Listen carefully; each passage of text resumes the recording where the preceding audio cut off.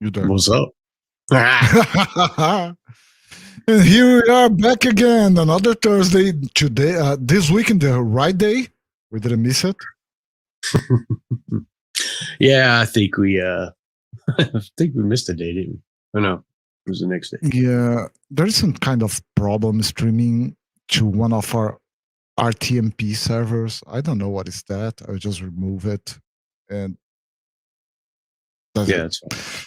But anyway, topic of the day is Gear for beginner photographers. do you have a name?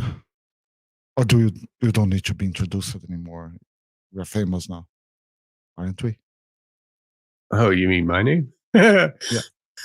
Oh yeah. Hey, this is Rome Versace. Okay, he just forgot he has a lower third with his name. So my name is Alex Costa with Versace Studios International.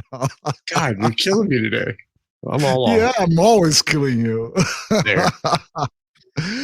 And we have a special guest for you today. Yes, So- we do. We're gonna talk about gear for beginners. We're gonna roll the intro and we come back with our guest.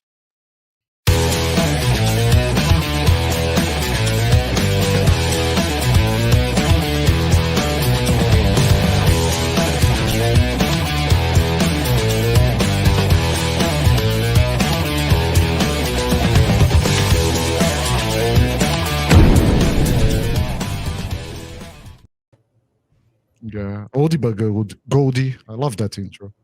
That's why I never change it. That's a nice intro. I enjoyed it. No. Go room.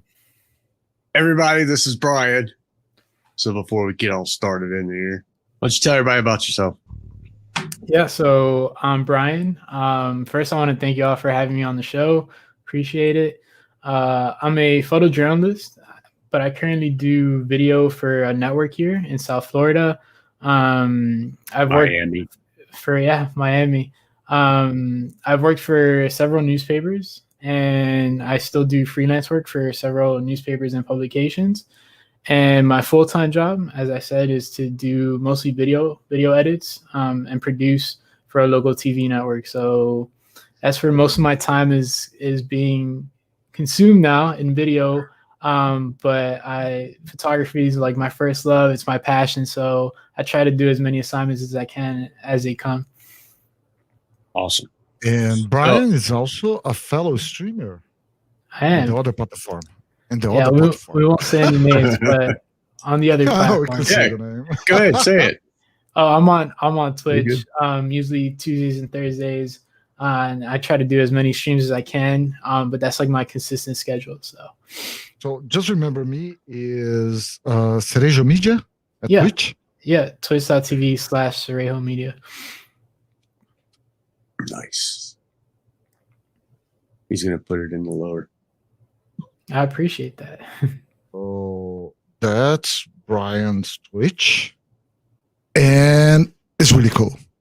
Brian Thank you. was one of the first guys I really watched on Twitch and kind of moved me to just set up the whole stuff and start to edit on Twitch. Nice. Yeah, I don't play with Just to Twitch. go. It's too complicated. It's actually cool. It's actually cool. Once you figure it out, I think it's an awesome platform, as is YouTube. But that's kind of where I've been for the past couple of years, like seeing that, like that's where I'm consuming the most. So I figured I'd just do it there. But it's really up to preference.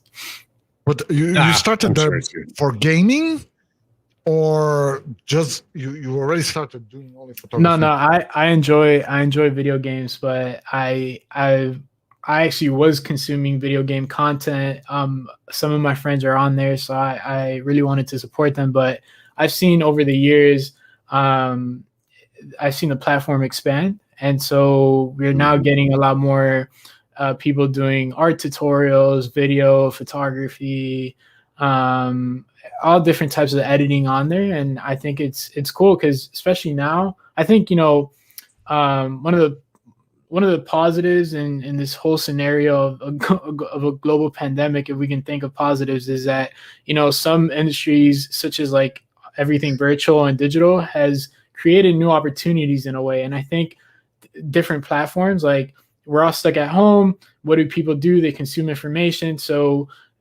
platforms like Twitch, where people can create their own content, have really seen growth. And I think that since we're stuck at home, we think, well, how can I use my time wisely? How can I take my passions such as photography and video and use them? And one of them is to stream and to do these type of shows like the one we're doing here today. So really, it's really helped expand what is broadcasted on that platform and many other platforms. So it's cool that we're now all doing it there and we're all learning. And so now when I'm working from home, I have Twitch on and I'm learning Photoshop, doing different things while I'm also doing my work. So it's like a win-win situation in that sense. Yeah, totally. And, you know, like now we're talking about beginner's gear. Mm-hmm. So when you started, I don't know if you're like me, but you had gear acquisition syndrome, right? Well, personally, I did not, because I was when I started into this whole photo world, I was a high school student that was just curious. And shout out to my grandma who trusted me. And yeah, like you gotta give credit where it's due. So we went to a local shop and she bought me a camera with full faith that I was gonna do something with it. It was a Nikon D5000. I still remember the model. And it came with the kit lenses, so the 18-55 and what was it, the one that goes up to the 55 to 200. And these are variable aperture lenses where, you know, they go from 2.5 to 5. Yeah, exactly. 5.6. And so you can take beautiful photos with it, though. You know, I was using it for sports, and my introduction to photography was I would go photograph my local football games. American football, and I would see that like my pictures during the day were perfect. At night everything was blurry, and I didn't know why. And it turns out that, you know, because I had my camera set on automatic, because I didn't know what I was doing. Once nighttime came, your shutter speed started to take a hit. Slow down. Yeah. So I started to Google, like, why is my night photography, or why is my sports photography so bad? And it turns out that I had to now learn how to use my camera in manual. Now I'm using this lens at 5.6 or 6.3 or whatever it is in terms of aperture. And I had to pump up my ISO to God knows what, like 12,000 or something. And your camera, a beginning camera, can't take ISO 12,000 at that time. Now, you know, Sony's and Canon, the mirrorless can do ISO well. At the time, it couldn't. So now I had nice stable shots, but they're super grainy, so I couldn't use any of them either. So I digress. But yeah, I started with the D5000, the kit lenses, and I made it work until I was able to upgrade to the more pro lenses, which I'm sure we'll go into. Sure. Yeah, I guess it's a big problem, because I think apart from you, every beginner have it, and I still have it. And Rom knows it. Every he week, only Rom bought like a bunch of crap money. that I showed him. He keeps saying, "Stop spending money, and I just can't. My credit card is like blowing up of so much gear on it. It's bad. Well, like, I need to go to Brazil and slap him behind the head every now and then. Well, I think it was backwards for me in that now I get, like, before we came on, I was talking about like how I'm looking to buy the 85mm. I've switched camera systems. I just bought Adorama here in the United States had I don't know if they ship internationally, but they had all these discounts on their off-camera flashes. So I went ham, bought all the modifiers, bought all the off-camera flashes. So I think the more I've learned, the more of a gear acquisition syndrome, as you put it, I've acquired. Yeah, it's called gas. You don't need to feel bad about it, because that dude had more gear than both of us together, and maybe all the Discord forum together. He had so much stuff. He showed me pictures of it. I had $190,000 worth of gear. Was it all insured? Nope. Oh, that I mean, Hurricane Katrina. Well, let me say I had insurance. Okay. But flood insurance said it was the wind, and hurricane insurance said it was the water. So both of them said we ain't paid. Wow. You never told me that. I haven't told anybody that, but yeah. I'm sorry. That's really bad. So it sucks. So what I did, and it was good because it was, I mean, I've collected gear since 97. So it's not like I collected this overnight. Okay. But the thing that I try to tell beginners is that all you need is a camera and a reflector to start with. Mm-hmm. Look who is there. We have Herberty from Japan. Hey. I'm already mixing Portuguese and English. Hi, Herbert. How are you, man? Thanks for watching, dude. And, so I tell them all you need to start off with is a camera and a reflector. Mm-hmm. Get used to seeing the light. Get used to using a reflector to get reflection off the light. And you can do a lot just with those two. I said, if you have to buy a light, don't go with just a speed light. Because that's really, I mean, honestly, how many times have you ever touched a speed light recently? No, I rather, well, it depends. Like for my photojournalism work, sometimes you just need the quick pop and you're running and gunning type situations. Right. But honestly, for the price of what speed lights, like I remember getting my Nikon SB910 and it costs more than my off-camera flash that can put out more light, So I think it depends on the situation you're in. But for the most part, if you have, the time and the space, I would go off-camera flash. And the technology now, one, it's cheap, right? So I got these lights for, relatively speaking, again, they're cheaper than some speed lights. I got them for $300, and you can already start shooting as a beginner if you learn how to use that light, doing the commercial like portraits at the local law firm. I got the it's rebranded, but it's essentially the Godox 8300 Pro. Okay. Yeah, so it's a flash point because it's Adorama, but I got two of those so that I could have my key light, the rim light, and then boom. And that's the 8600, right?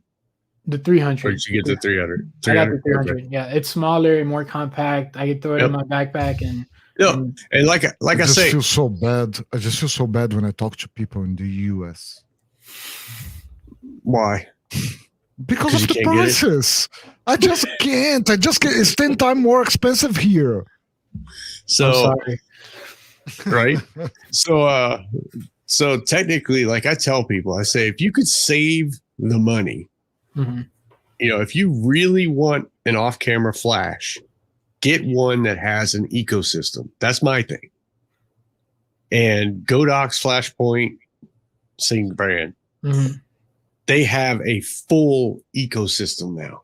I mean, they got the ring light. They got they got everything, every light, and they all go to one controller, which is the best part.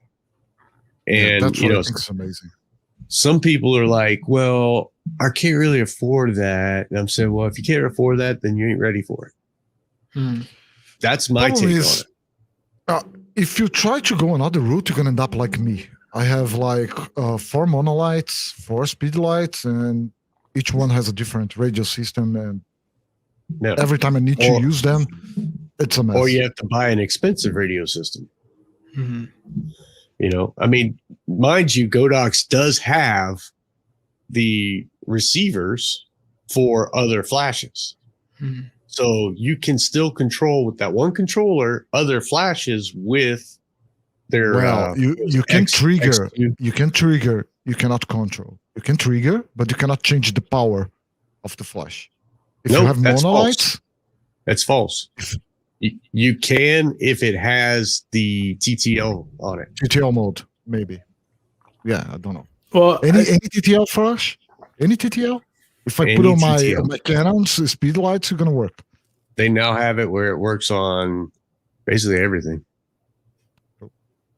Their new update firmware actually allows it to do different types. Like I could put a Sony, like I could use my transceiver, put it on the Sony, and it still works.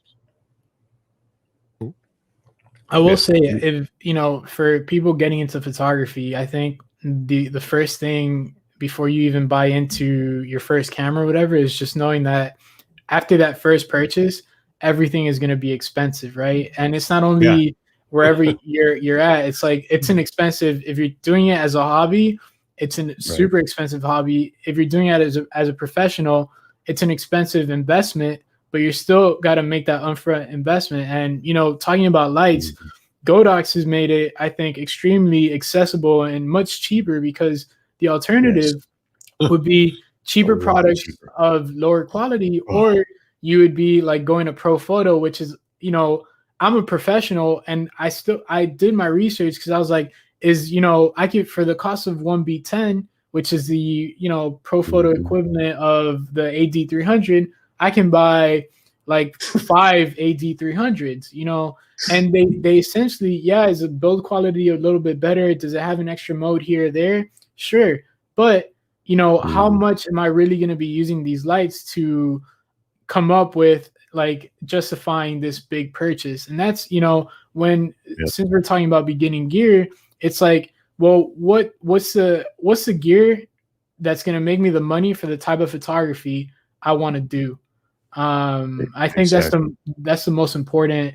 Hey Jay, Jay's here on Twitch. The guys from Twitch are coming. Nice. That's cool. So yeah, that's really cool. And I try to tell them that, and a lot of them don't believe you. But it's like, you do realize that I could take a picture with a reflector and do just as good as I can with a flash. The only thing I use flash for is if there's motion and I need to stop it.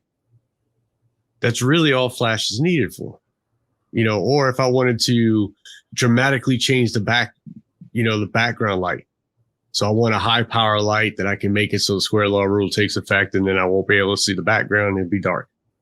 That's overpowering the sun, and you cannot do with a speed light, AD200. You need to push the line. Exactly. And, I get it. There's a lot of new people out there that want to do these, I don't know why, but they want to do these blown out. No, they want to do that blown out white sky around them. Look, that real light and airy, right? Oh, the dreamy light, the dreamy look. The dreamy look. And you don't need a flash. If you want to do dreamy look, just use a reflector. It's going to automatically make that back blown out because you're still talking metering for the face. Still talking about gas. There are several levels of gas, because when you start and you get your first camera, you have a cropped camera. Let's get the really bottom level here. And T100? You think you need a full frame camera. You have a T100. You think you need a full frame camera. The full frame camera will not satisfy you. Then you start to buy L series lenses. Then at some point you discover light. And then your life is destroyed, because you're going to buy so many lights. Many. You always want one more light. But here's the thing. Lights are just as important as glass. Yeah. That's how I see it. Would you agree, Brian? Yeah. I think, glass, again, I think glass is number one. Yeah, I would put glass number one, just because, you can control so much more with the glass. And I always look at photography as my business, and going back to the order of priorities and how we make our purchases. I always think, what's going to make me, like, if I'm going to spend $600 on a lens now, like, is this like gonna make how long or how many shoots is it gonna take me to make back the 600 and then start making a profit? If that makes sense. The same thing when I purchase lights. Like, what am I going to use these lights for? Can I make money using these lights? And I think my whole way of looking at gear and stuff is like, it's my business. So how am I going to make this money back? For me personally, lenses was going to be that way of like, how was I going to make my return on investment first? Now, if you want to go into like the corporate world or like you want to do headshots, maybe you need like one good glass that's going to get you most of your portraits, and then you need lights for sure, 70 to 200. Yeah. Well, then you're putting 2,500 up right away. and see, level 2 is the same as level 3. They just say it's a color. Well, Jay's saying that when a new photographer asks for camera recommendations, I also emphasize investing in lens ecosystem more than focusing on the body. Yeah. Because the body gets old, gets obsolete. The lenses, not so much. See, I teach a lot of kids too, and most of the kids that I see have a T2, T4, T100, T6, T7. Don't talk bad about. It's all the crop stuff. It's here. Yeah, I know. But the thing is, they all complain about it. Oh, it's not clear enough, or oh, it's not this. But then when I slap on a Sigma, 50 with a Sigma Art 50 on there, they're like, oh, that does make a difference. I'm like, yeah. I said, your glass is what makes a difference. It's not the matter of, when you got a kit lens, it's a kit lens for a reason. It's cheap. Mm-hmm. It costs them like nickels compared to what you want. And, it's like when I tell people when they go to buy a camera, just buy the body. Honestly, don't get the kits because it's kind of a waste. There's really nothing to a kit. You're going to end up throwing that kit lens out anyway. I mean, I don't think something, at least here, I don't know how it's there. It's something that you cannot sell. It doesn't give you any money back. Mm-hmm. If you compare to L series lenses, L series lenses here, they don't lose value. The price doesn't drop down. So I just bought 17 to 400 f4. Mm-hmm. I can sell it for much more money than how much I paid because the dollar just went up. Yeah. See, Jay says better off at a body and Nifty 50. I hate the Nifty 50, to be honest with you. I'm not an STM 50 suck. I mean, honestly, I don't like the edging. I don't like any of it. Now, if you, I don't know, I guess for street, Nifty 50 is okay. Right? Yeah, I mean, right. Yeah, if you're looking to have fun with in street photography, then sure. I think, thinking of I like the 35-85 combo personally. If I'm gonna go do any type of work, I think the 85 is good for your details, portraits, so on and so forth. The 35 for your wide shots, and you do street. Actually, because we're gonna talk about gear, this is my only non-Sony thing. It's a Fuji X100F. X100. Yeah, and it has a 23, which on a crop sensor is a 35, give or take. Right. But that's my play camera. That's my street photography camera. Everything else is things that for assignment work, it's mostly the 24 to 70, 70 to 200. I'm covered all the way from 24 to 200 at a 2.8. That's like those are my workhorses. Everything else is, either very specific, like the 85 is mostly my portrait lens and so on and so forth. I don't have a 50 and I don't really enjoy the 50 range either, but I do understand its importance. Rom, fix your camera. You're blinking. Well, I accidentally kicked the wire. I was about to say what Jay just said. The Nifty 50 is the cheapest lens that really worth for a beginner. The beginner will not start with 85 because the 85 is too expensive. So. But you know what? You can easily get a G2 2470 by Why did I have 24/7? No, 2470? I cannot pay for 24/7. that. Even the first version right now. Yeah, but No. I think what the Tamron, the Sigma, Tamron. Yeah. I don't know why the hell my brain just wasn't working. But Tamron's 2470 G2 is freaking amazing. That's what I have. And I love it. It's clear. It definitely can be blown up huge and you won't have to worry about a problem. And, you know, and that's an actual cheaper of the 2470s, but it's phenomenal in glass. And then I also used to use a 7200 from the same brand, and their G2 and that was really good too. Their G1 is good too. The only problem is if you want the firmware update to put it on the EOS 5 or the Mark 5 or higher or newer, you have to send it in for them to bring you the firmware. So it's kind of a waste unless you have a Mark 3 or a Sony A7. And that's the problem with the older glass. I mean, you can still manual focus, but a lot of beginners don't do that.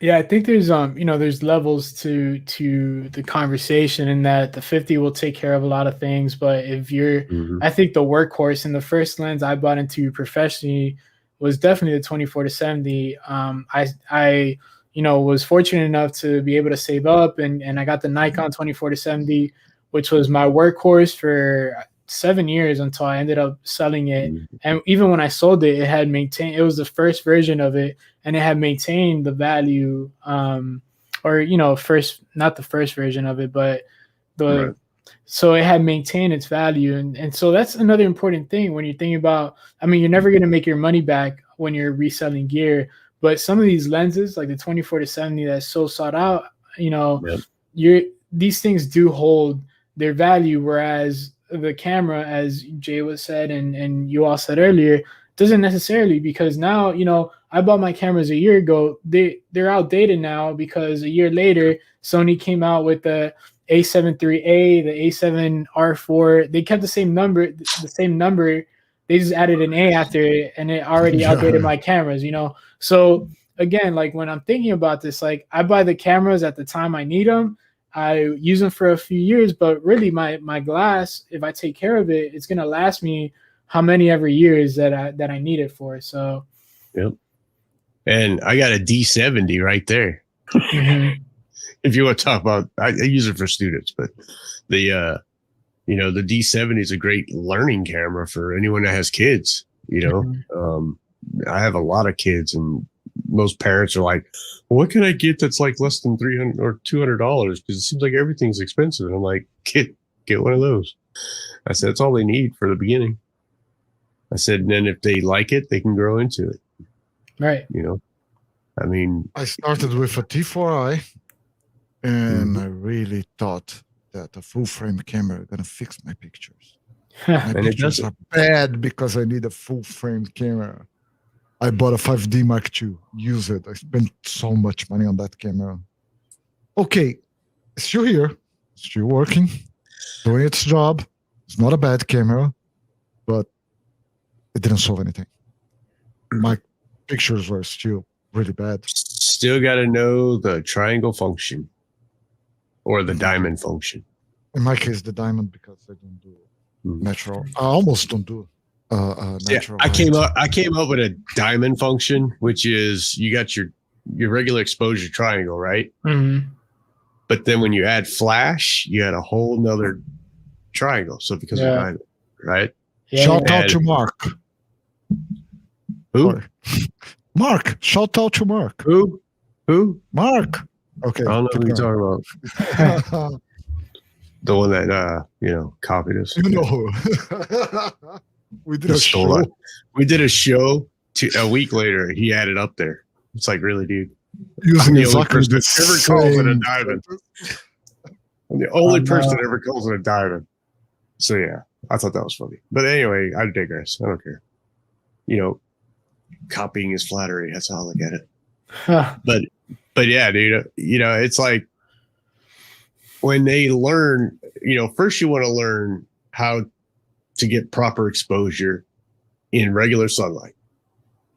Like I always tell people, learn the sunny 16 rule, cloudy 11, right? Learn all that stuff, get used to it. That way, when you look up in the sky, you see it's partly cloudy. You're like, okay, hey, I can be at F11.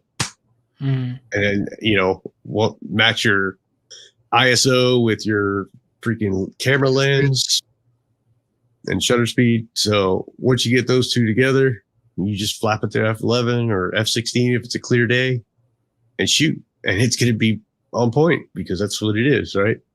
Now, I kind of have to say that's kind of changed now that they have digital, because I find F11 works better nowadays. Do you?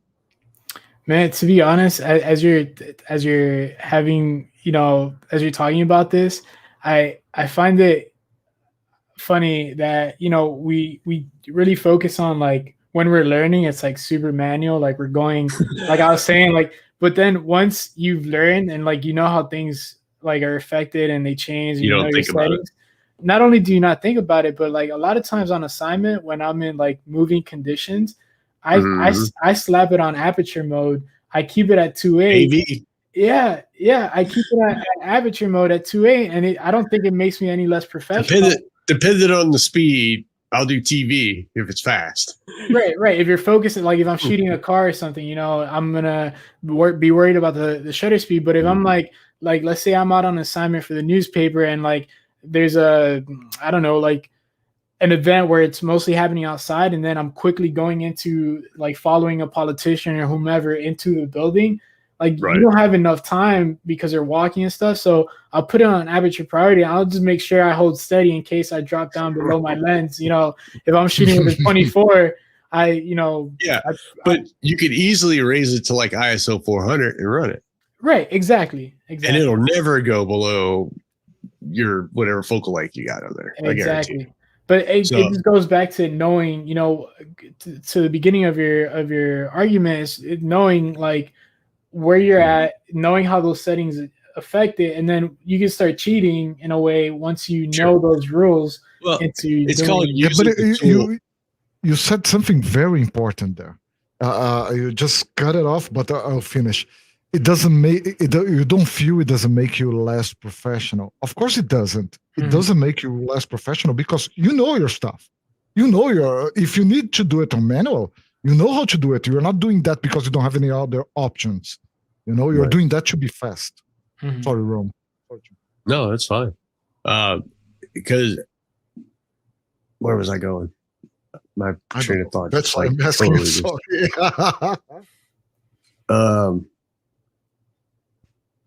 You the last thing you said was like changing up the ISO, knowing the settings. Yeah.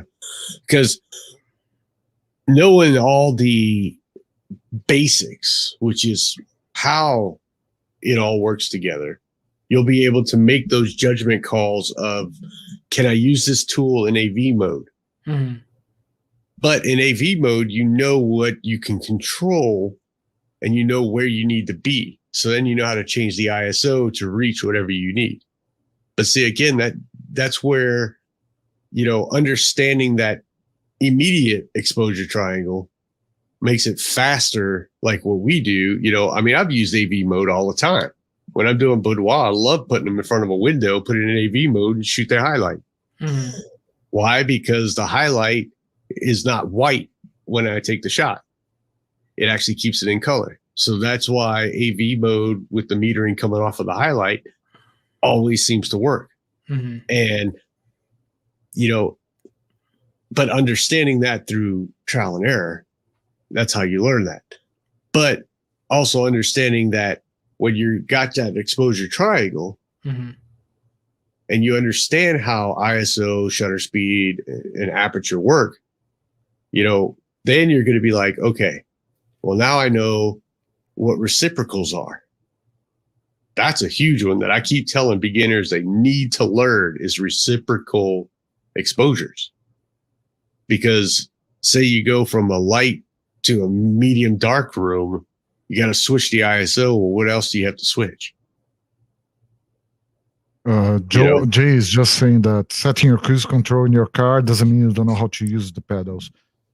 That's the point. That's exactly the point. If you know it, you never make it less professional. You're just using the tools at your disposal to get your shot. Yeah, exactly. But it's not the I could put it on there and it works every time. See, that's the thing. Like, we have beginners that think that they could just throw it in the auto mode and I could shoot it and edit it later. No. Well, every time, you know what I'm talking about, though. They're out there. And it's like, no, if you put it in auto, you're going to have to edit every single photo that you take. It's not, you're not just going to shoot it and then it's done. Well, I think you want most of your work to be done in camera. And then, keep like the post to a minimum if you can. Like, some instances, you can. But I think, this conversation that we're having, when I started learning about photography, all of it seemed very daunting. Like, oh, there's ISO, there's an aperture, there's a shutter speed. So all these different things, like, you start reading about it. But really, I think, as you just said, the best practice is getting a camera in your hands and like testing what each one does, going out to photograph. When you don't get something right, man, now, I think it's so easy to learn this craft, at least the basics of this craft, in terms of there's so many YouTube videos, there's people talking about camera gear for beginners on YouTube and so on and so forth. See, now, I don't want to get into like full name brands. Now, I will say Godox by far, if you're going to get into some type of lighting, that is the one that I personally use. Okay, there is no live stream without Rome talking about gray cards and Godox, because this is impossible here. Bring the gray card, please. Seriously. What is the gray card? I got it. Nice. Gray card. So yeah, and this is $7. I mean, come on, people. $7. You can't live without this. I'll be honest with you. You don't need a $300 meter. This is a meter. Trying to look for mine. I don't know where is it. I don't use it in like. So, and people hate me for saying that, but you know what? Every camera is different. Mm-hmm. Every single manufacturer, their sensor does something different, but they're all registered off of 18% gray. So we actually tried that with my camera. Remember that? Yep. I got my light meter, and we tried how we did that. We changed the aperture or the ISO. I don't remember anymore.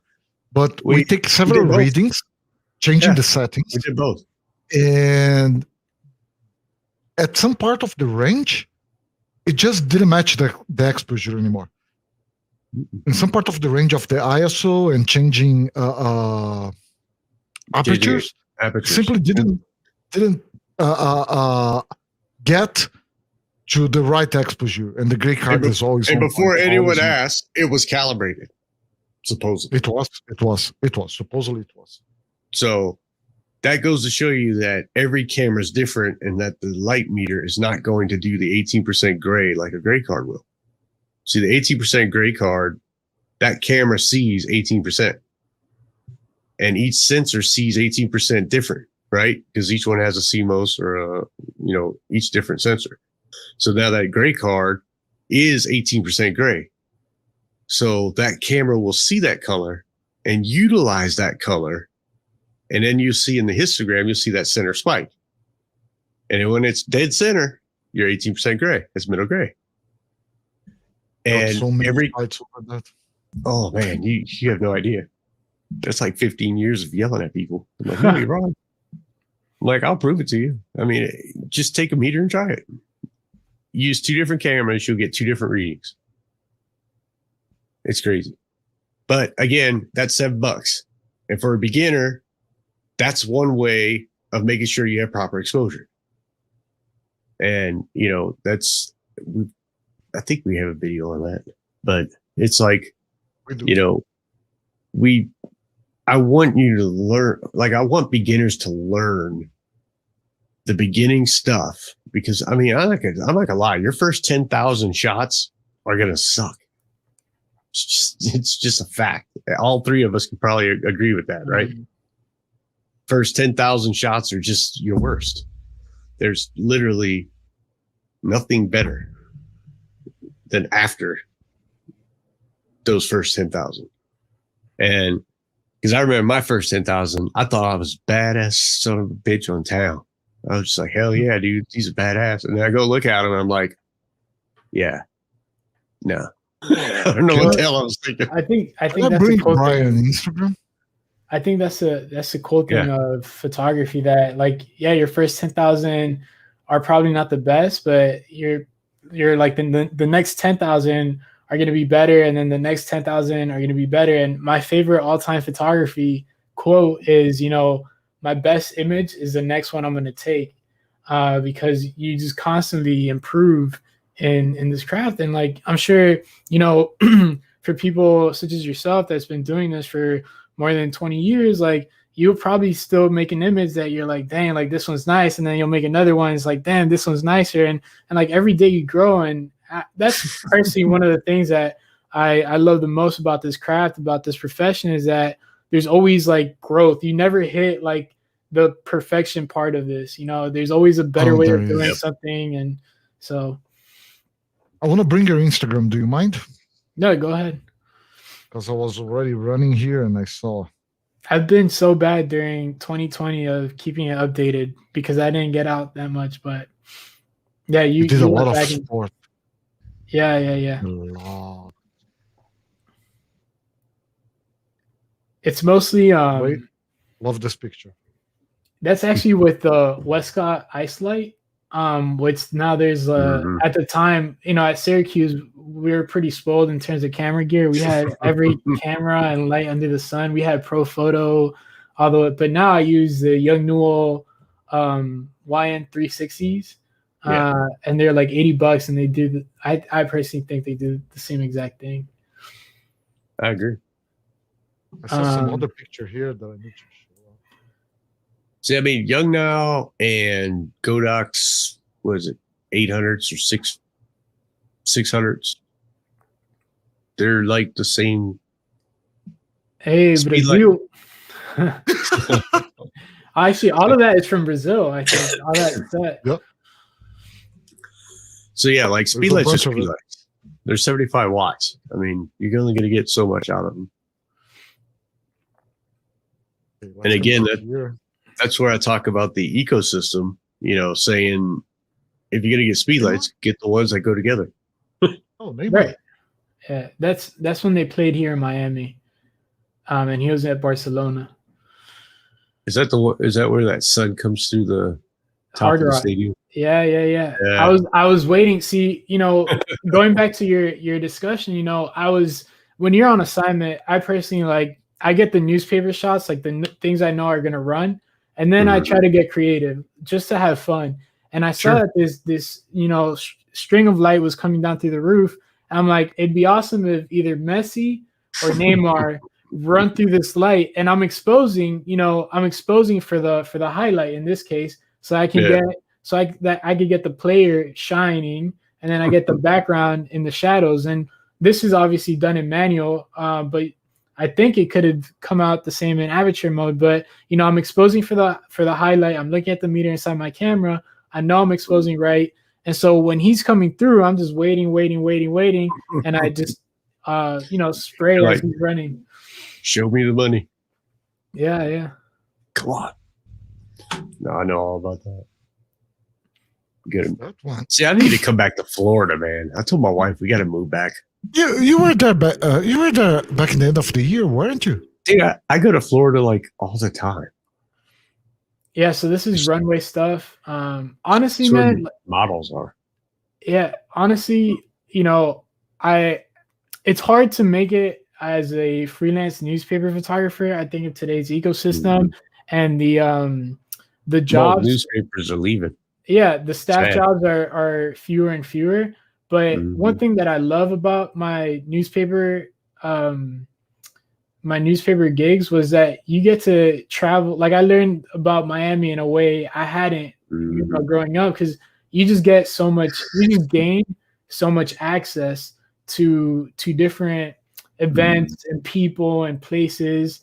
And I think, it's definitely one of the greatest things. And if you're just starting out in photography, think about the places that you can have access to now, and you can start making fun and creative images. Because yeah, you can make nice stuff around your house, but if you get in front of interesting things, it's just one step closer to making an interesting image. Is the way I see it. I think Jay just realized that it's you here. Oh, it's totally fine. No, it's totally fine. But yeah, so I mean, what's cool about it is like, like being in Florida, you got a lot better weather year round compared to everybody else. That's true. You in California are the two basically best scenario weather, except for hurricane season. Yeah. And I know what you mean by getting access being in the newspaper. Like I remember I was on the ground floor, right there on field with New Orleans Saints. Right. I mean, you kind of picture these 6 foot, 7 foot dudes that are giants, and you're sitting there with a camera going, "What's up, dude?" Still run me over. Yeah. And I mean, getting into events like boxing events, getting into basically any event, as long as you're with the press, they were like, "Yeah, dude, come on." Absolutely. And it was cool. And I mean, I didn't do it to get in for free. I mean, I got in it to get the shots, but at the same time, it's cool that you are able to get in with a press pass and be able to park right next to the door, usually. Absolutely.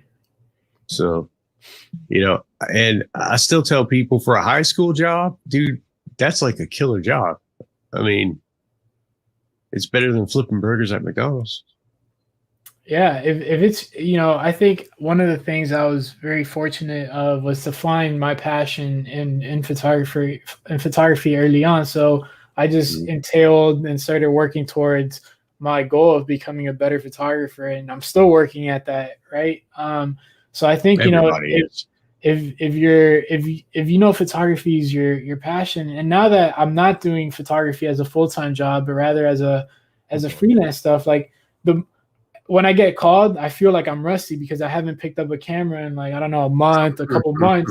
And so it's something that you're continuously practicing and working on. And if you don't do it every day, even if it's with your cell phone, like you start losing your eye, you start losing the way you see the world. And I think it's so important that if people get nothing else from today is that, keep making pictures and keep training your eye, even if it's with your phone, even if it's with your $300 camera, it doesn't matter. Just make an image, like look around the frame, look at the edges of your frame, expose right, and just make an image so that you're practicing. I got an exercise that I do with a lot of beginners and a lot of the students. I had this thing that once a week they had to take 25 shots standing in one spot. Mm-hmm. They don't realize that there's more than 25 pictures just in one spot. You got close-ups far away. You got angles, everything. You can take 25 pictures in one location. Just standing there, you can get 25 completely different looks. And that's a challenge I give basically everyone, even people watching right now. Try taking 25 shots, go to anywhere, just stop and try to take 25 shots in that one spot. Absolutely. I guarantee you can do it, but it makes you so you have to think. And for beginners, that's one really good exercise is, can I take 25 pictures right here in this one spot? And it's funny because it's funny you say 25. I don't know what the deal is with that number, but I had a photography professor that if we're going into photojournalism, we're interacting with people all the time. And our first assignment in the introductory photojournalism class was we had to go to a public place and ask 25 random people to make their portraits. And it's uncomfortable because you're just going up to people with your cameras like, "Hey, I need to take your picture." But you really, after doing that 25 times, it gets much easier to talk to people. And it's like, "Hey, the thing is 25 is the amount of repetitions you need to do to feel comfortable. Okay, I didn't know that. So that's why you always hear a lot of 25 here, 25 there, 25 here. Is because your mind starts to get function. Just like if you try to break a habit, try doing it for 25 days. Interesting. I didn't know 25 was a special number like that. Yeah, sometimes it's 30, but 25. I know 21 is how many times you need to get a new habit. Like if you want to wake up at 5, the first 21 days you'll be really bad, and then it starts to get easy. Okay.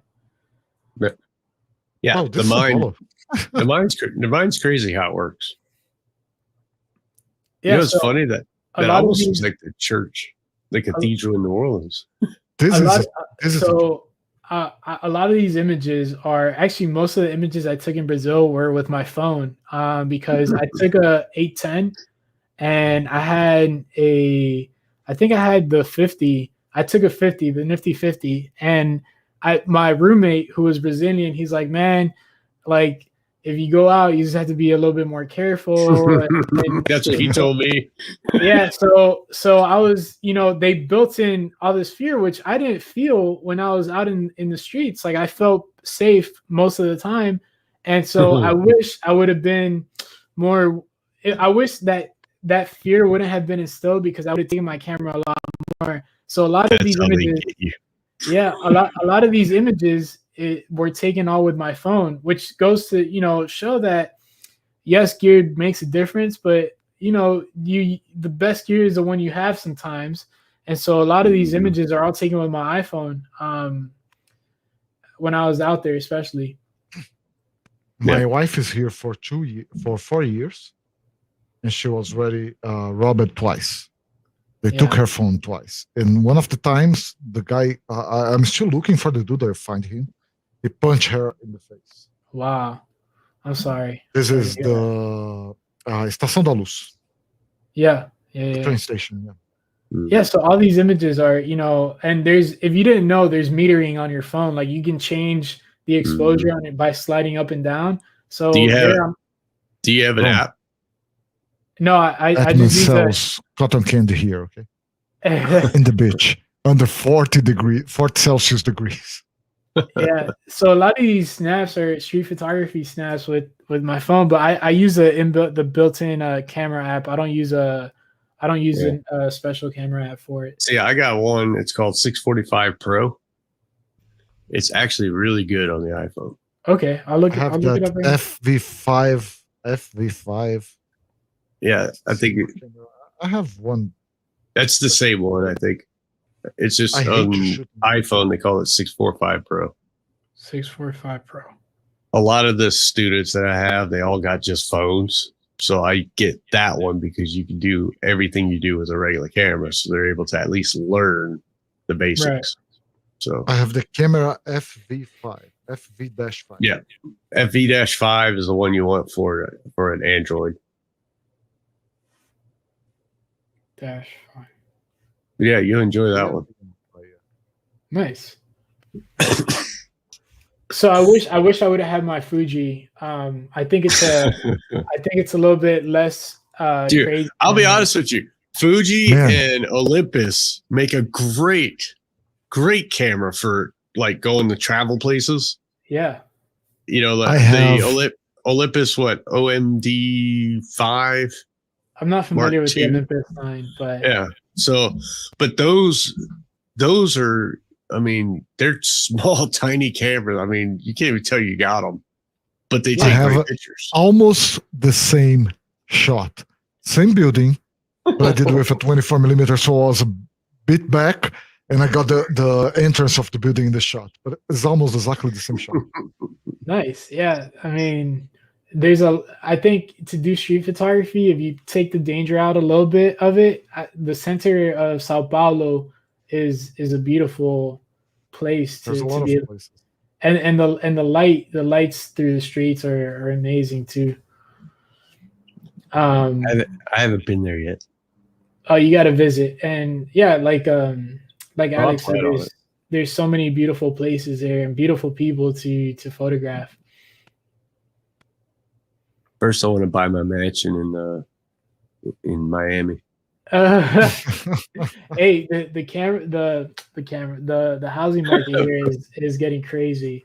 Yeah, I know. So you got a bunch of New Yorkers and Californians moved over there. yeah, we're being flooded, but I mean, it's good if you have a house and you want the. I mean, I'm not saying there's something bad about California, New York. I'm just saying it's a flood of people that have expensive homes moving to a lesser expensive place, or just buying up properties for business, which is what I'd be doing if I had the capital. Yeah, but most of my capital goes towards camera gear, so.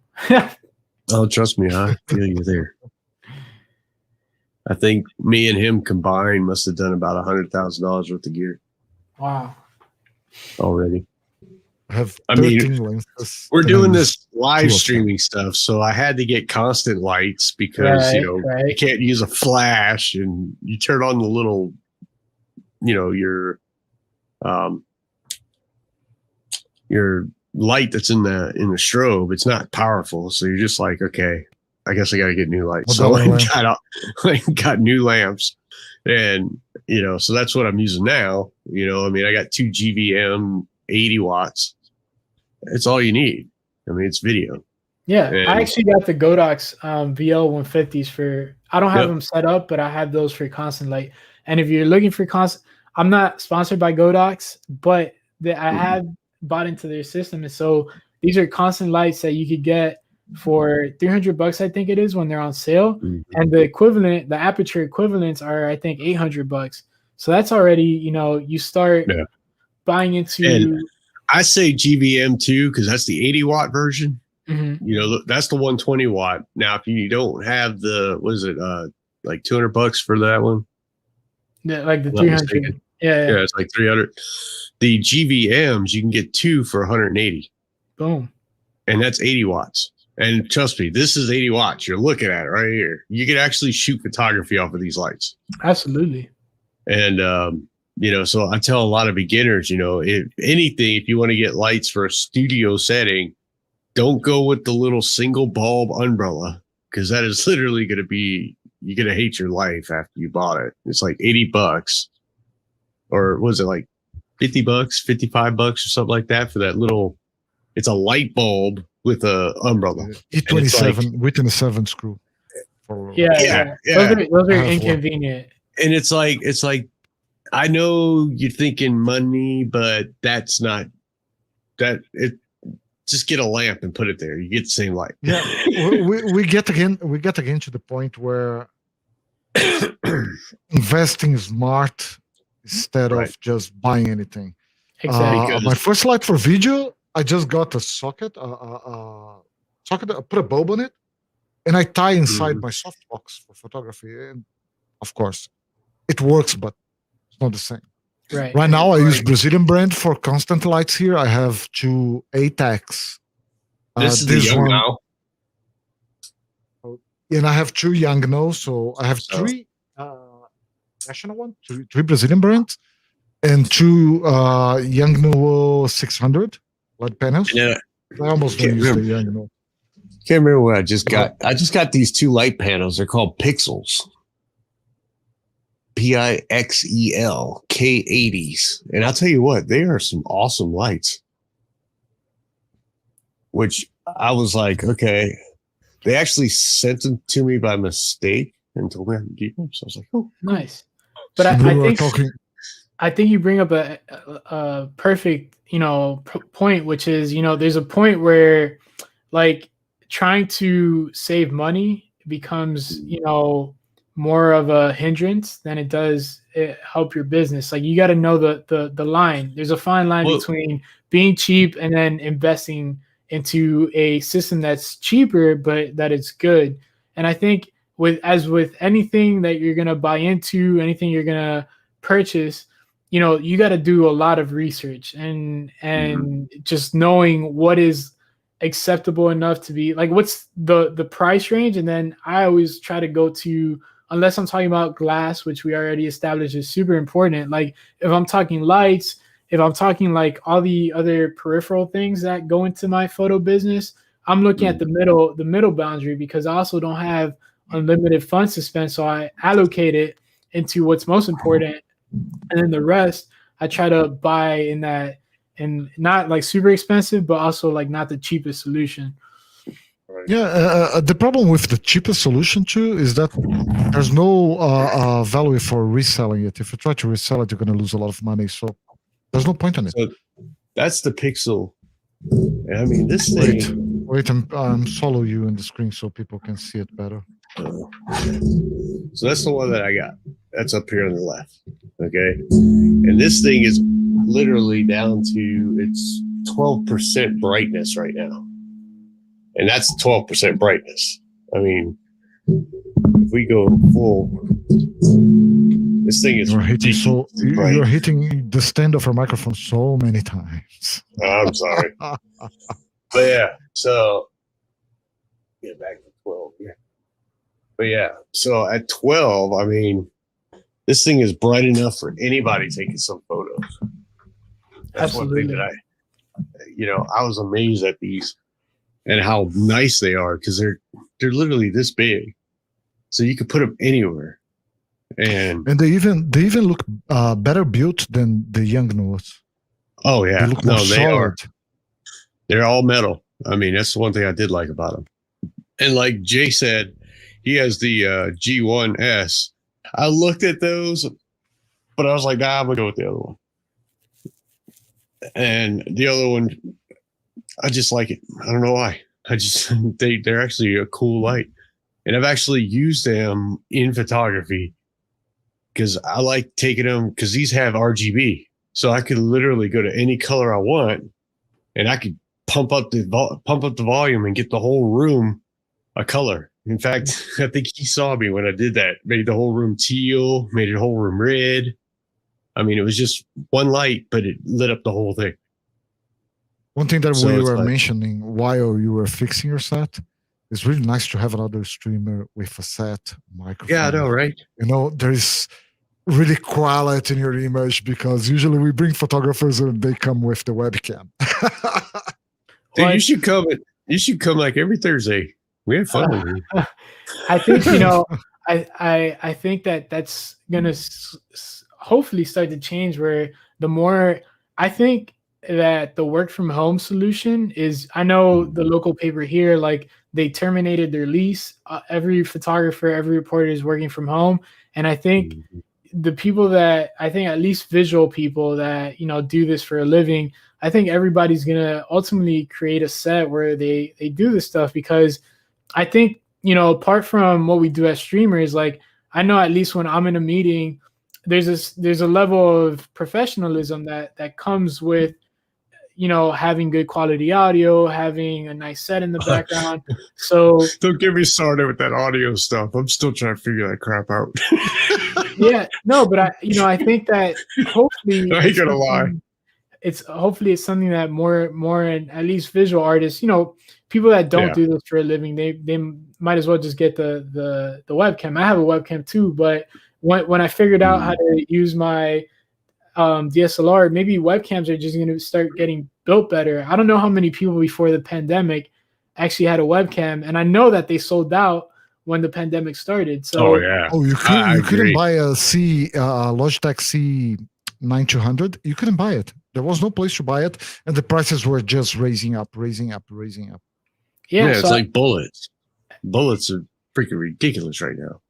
Well, $1. I'm not personally. Are you talking about gun bullets? Yeah. I'm not a gun owner, but I can imagine that being ridiculous. Yeah, it's crazy how events impact like the supply and demand of stuff. And I think the pandemic in this case, but one thing that might come out of it is, I think now companies such as Logitech and other companies that build webcams, I think, for such a long time, I don't think they felt the need to like improve the image quality, because I don't know how many people were actually buying into webcams. And I think, I don't know, it's just my prediction, but I think webcams now are going to come in a better package and the quality is going to be much better. But see, that's the thing is they're going to have to come up with something that's like a 70 millimeter, which it ain't going to happen. I don't know. I think there's a lot you can do with, technically they could digitally morph it, I guess. Yeah. To make it appear to be something similar to it. The funny part is, go ahead. When you work for another company, like a formal company, and you just show up in a meeting with all this stuff on, people look at you and get crazy. Today I went to a meeting where I had the 3 cameras on. I start to change the cameras. People start to get crazy about it. That's funny. But yeah, but I agree with you saying. I mean, there's a whole new level now. And, you know, what's nice is that we can have conversations like we're sitting inside of our houses, you know, and like I've got my setup now to where the TV is right behind the camera. So I'm basically look like I'm looking at you while I'm talking to you, you know, and it's like that. I just moved it there because it just seems right that I look like I'm talking to everyone watching, right? And then he got me on this whole get a better mic and let's make the sound look good. And I mean, I spent the crap load. I got a Shure microphone. I ain't gonna lie. I mean, I went all out, but you know, at the same time, it does make a difference, you know, for professionalism. We live by a rule here. Go big or go home. Yeah, if you can, I think, you know, I don't know how the saying goes now, but like you spend like good once and all you got to do is spend that money once. Like it goes back to, I think, our cheap conversation where some things, you know, you can afford to go a little bit cheaper on, but things like glass, things like this type of equipment, it's stuff that merits, I think, spending a little bit more just to have a good mic that is going to last you and is going to sound great, rather than getting, I don't know, something that's $20 and not doing the job. But I think the craziest thing, and what I tell students now that are in college, or, you know, this is so important, and I think we see it with Twitch, but I think it's important to learn how to do all this stuff now. I think the world is more and more. I don't know.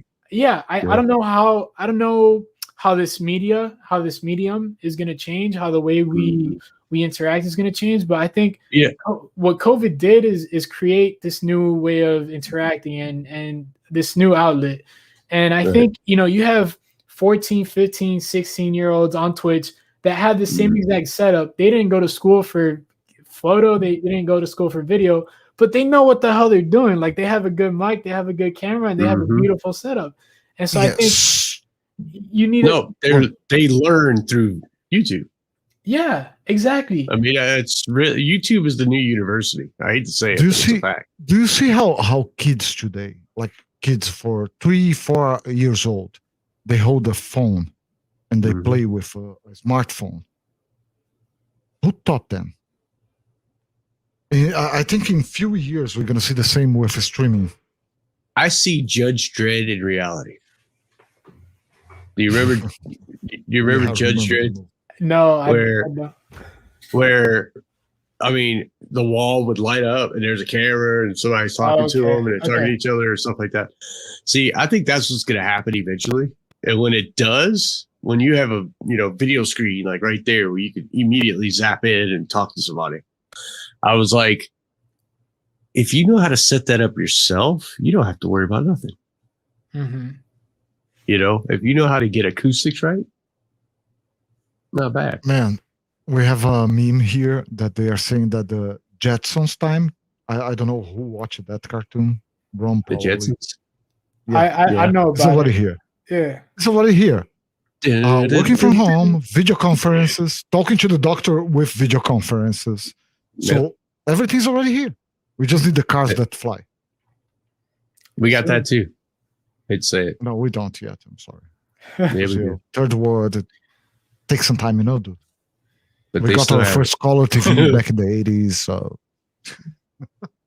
no, but I think skills like these are important to have, and I think the more I've always say like realistic in that, like, this is my passion, this is my craft, and I'm always looking at ways of how I can expand that, not only of I know how to take a picture, I can make money taking pictures, but I can also make money doing a plethora of things that involve a camera. And so this is one of them. And I tell students, I'm like, it's cool that you know how to do that. You're a great photographer. Keep doing your photography. It's not that you're substituting one of your passions with another. It's just that you're expanding the ways that you use your craft, that you pursue your passion into different revenue streams. And if you already know how to use your camera and how to set exposure, all you got to do is buy a cable so you can connect it to your computer. And boom, now you have a nice professional setup that you can even like, you can even do consulting for firms. And I know I have plenty of friends that do consulting for firms into how to make better video calls and how to do all these streaming things. And so I've done it. Exactly. So if you know how to do all I've already had like people at my work, I work for the Army still.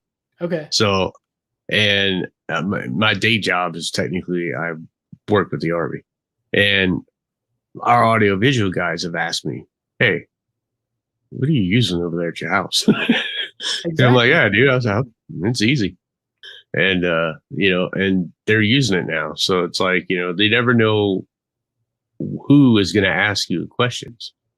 And the thing is it's about learning your gear.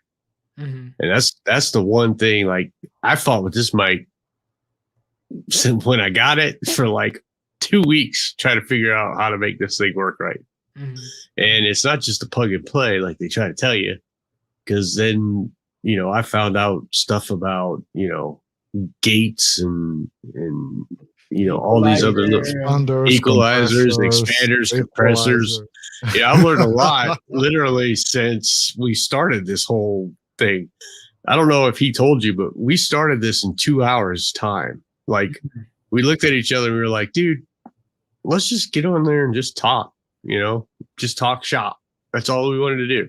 Right. It's kind of like what we're doing now. Later, we had the name, we had the logo, we had that intro. Yeah. We did everything like like literally in 2 hours. That's the best way to do it, because you're not thinking about it. You're just like it's acting off the cuff, and man, I was so nervous in the first show. Yeah, he was. He's like, I don't know English. I said, yeah, you do. Don't worry about it. Speak English. I don't speak English. Don't do that to me. But he did. And, and since then, his English got way better. That's one thing I can say. And not just that. We've grown to know each other now. We've only been doing this for what? It was like October, November, December, January, February, March, April. So 7 months. We've almost had our year anniversary. Nice. So, it's like since day one, me and him hit it off. We're like brothers. I feel like I've been knowing this dude forever. And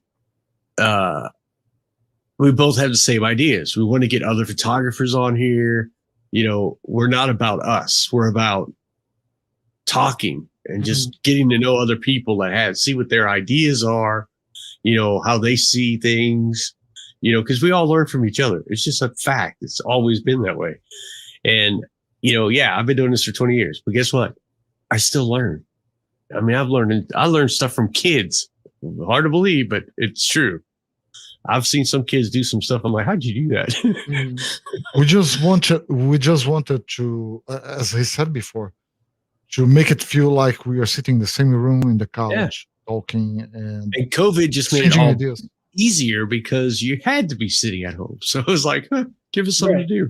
Exactly. And I think it's been a similar story for, many of us in that we're trying to find ways of still producing content while being confined. And that's, I think, what's led to this, expansion of content creation from home, and everybody, people that were interested in creating a setup and doing and the only thing that comes from it is all positive, because you're learning about audio, you're learning about using OBS and all these different systems that you didn't know about. And now these are all marketable skill sets that you, whenever you get hired for a contract job or whatever it is, it's like, hey, I can do the photography, but I can also do this. And, exactly. and you charge for each one of those services, Right.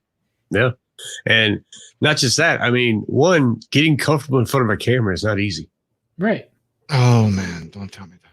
Dude, I My was camera nervous as starts hell. glitching. So I kicked my wire. I don't know what your excuse is. But but anyway, but like, being in front of a camera is not an easy task when you first start. Mm-hmm. You know it. I mean, all of us did it, right?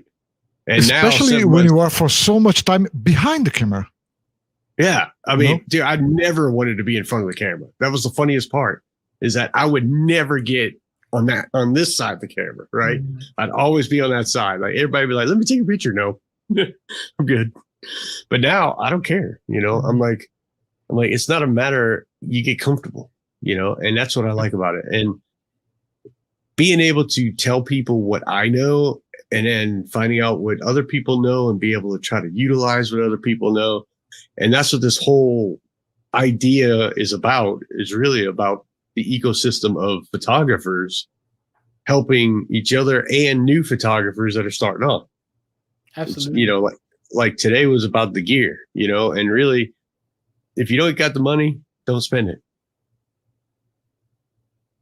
Once you got your camera in your hand, start shooting natural light. And, once you've saved up to get good gear, that's the one thing that I want people to understand. Get the right gear first, and you don't spend as much money later. It's just a fact. Me. You got 3 photographers right here. And I guarantee you all 3 of us said the same thing. I have so much money on gear, specific gear that is not, I cannot say it's bad gear, but it's not the right gear, that when I have to change my lights, I'll have to spend a lot of money again. Okay. Here we go. Consensus. If you had to get one light, what would be your first light? Get a Godox. I say it's an AD. Right now, it would be a 600, because I'm kind of. It's not my first one, but a 400 would be okay. A 300 would be okay. Right. I think Godox. Don't get any other thing. I think the lighting question is very dependent on the type of photography that you want to do. Photography, right? So if you're doing like studio stuff, the 600, the 400. I like to be nimble. Like I like to move around a lot. Like I it's just a way I was brought up in this profession. Mm-hmm. So I don't like being constrained by like C stands and sandbags and all these different things. So the 300 is already, like, to me, it's small. Actually, I can bring it up when it's small, but it's still a little big. It's small, but it's still a little big. Since I have invested in it, I do put it on a C stand. So I took it out and I did some portraits with it, and it was fun because it was like a fun shoot and stuff. But I'm like, I can't take this out on assignment. I would need a speed light on assignment. So I think go ahead. Now, what about the 8200? The 8200 is I think is like the perfect combo, right? Like it's like a speed light. No, like I didn't really look into it because and I hope go ahead. It's both. So it's like a speed light head and it's got a flash bulb head. Yeah, but is there a way to use over the camera? On camera? I don't think there's a mount for the hot shoe. Yeah, you can get them out. They make them. I can look it up. You can get a ball mount and you can stick it right on top, and it works. My story as to why I didn't get a speed light is because, and I hope nobody from Pro Photo is listening, I have somebody at Pro Photo that is a good friend, and they sent me the A1, the A1 speed light, and I think because of COVID, they just kind of forgot about it, and so I have an A1 in my camera bag, and I don't really use it all that much. I use it like when I go out for an assignment, I like having it with me, but it's there. So I was like, until they ask for it packed. But it's 75 watts, right? Yeah, it's like a speed light. It's like a regular speed light, except it's round. Right. Which now Godox makes one. Yeah, it's called the V1. Yes, the V1. Yeah. So it's like, well, the day they asked for it, I'll go into the V1. But until then, if I'm going to use if I'm going to do portraits, I'm gonna take my AZ300s. If I'm gonna have it on assignment, I have the A1 in my bag in case I need it. Sure. I think the three of us agree on something. Godox is the way to go right now. I think in terms of price point and value, it's a good combo, I would say. And quality, to be honest with you. Yeah, quality. I mean, the light quality CRI is the exact same as Godox. I mean, they're literally neck and neck. And then that alters between models. So, like, one model could be shooting a 98 CRI, but the next one could be shooting a 97. And the same thing goes with Godox. They do the same thing. It's like a 98, 99, 97. It just depends on. Did I say Profoto or Godox? You said, you said Godox. You said that you had you were working with because they said it. No, I you have said Godox sites. Yeah, okay. If I were to choose one, I would choose Godox, but I do have a Profoto A1. Yeah. Right. And that's why I'm saying, if you have the money and you got a high level clientele and you want to get the creme de la creme, then sure, go with Profoto. Yeah. But to the average photographer, time is money, equipment's money.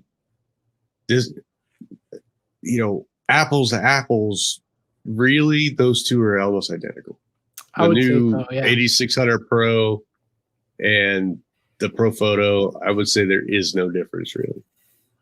Yeah, I personally haven't done a test, but from every review that I saw, I spent a month researching lights before I bought into a system because it's like a commitment. Once you buy one light, you're bought into the system.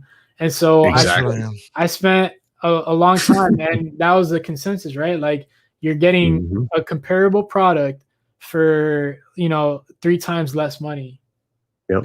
And I mean, and it's like a Linkochrome, all these other ones that are out there, Bowens, Linkochrome, Manfrotto, all the other stuff.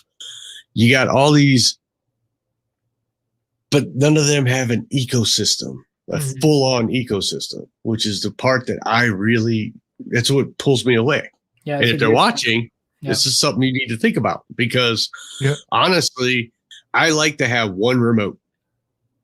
And when I got that's the point. You have two AD200, you have two AD600, and you just use one remote. And not just that, I got AD200, AD600. I got the speed lights all around. And I can have an 8300. I can have a ring light on my camera. You can buy any other. Right now, you can buy any other Godox, and you'll be the same stuff. Yeah, they all use the exact same. I have the transmitter that only works with that speed light.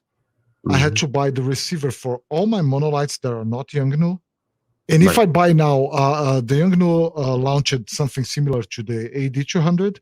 If I buy it, I have to change all my radio system because that radio system doesn't talk with the new one. Exactly. So, and that's what we're trying to get at with the ecosystem. And that's where I throw my money in the garbage. Yeah, for new people getting on, they really should understand that you're going to spend so much more money if you don't stick with one ecosystem and a reliable system. If you go with anything that's not reliable just because it was cheap, think about how much money you're actually going to spend. I can tell you, $216,000. Dude, I'm so fast. Yeah, no. Oh my God, it's already been an hour and 20 minutes. Nice. An hour and 24 minutes. But yeah, so, that's how I see it. And it's about spending money, but you spend the right money in the right place. So that way it lasts you. I mean, I ain't going to lie with you. I still got one AD600 that has literally lasted me almost 8 years and it's still going. So it's like good gear is not going to die,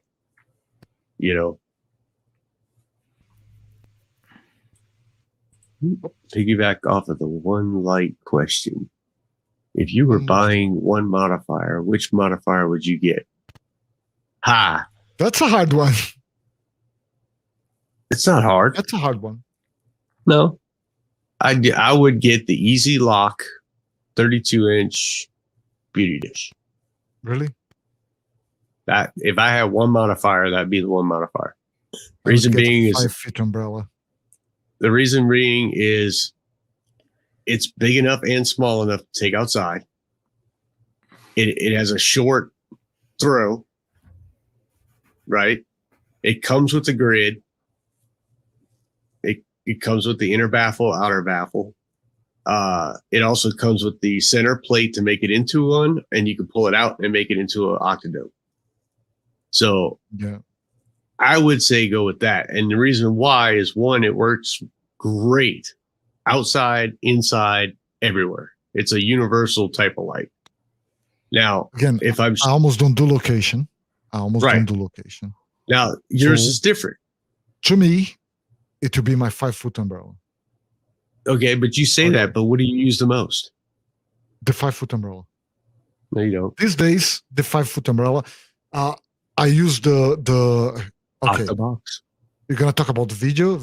I use 2 Octabox. No, not video. I'm talking about your last 3 shoes. I stopped using the Octabox. I'm using the 5-foot umbrella on everything. Everything. Oh, good.